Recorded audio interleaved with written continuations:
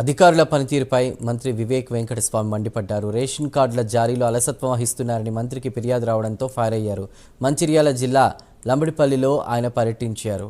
పనుల జాతర కార్యక్రమంలో కలెక్టర్తో కలిసి పాల్గొన్నారు. కాంగ్రెస్ ప్రజల కోసం పనిచేస్తుందన్న మంత్రి వివేక్ ఏ సమస్య ఉన్నా అధికారుల దృష్టికి తెచ్చి పని చేయించుకోవాలని ప్రజలకు సూచించారు.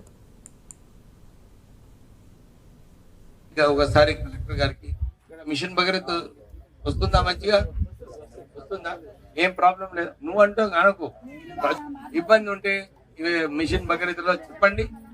ఇక్కడ ఎంపీడీ గారు ఉన్నారు, వారు కూడా జోక్యం చేసుకొని ఈ సమస్యను పరిష్కరిస్తారు. సో ఇంత చెప్తూ మళ్ళొకసారి మీ ప్రజాపాలన, ఈ ప్రభుత్వము ప్రజల కోసం ఉన్నది. మీరందరూ కూడా ప్రజల స్కీమ్స్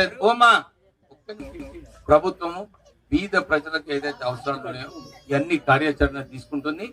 మీరు కాంగ్రెస్ ప్రభుత్వం ఎప్పుడు కూడా మా ప్రజల కోసం పనిచేస్తుందని చెప్పి గమనించాలని చెప్పి మీ అందరు చెప్తూ ముగిస్తారు.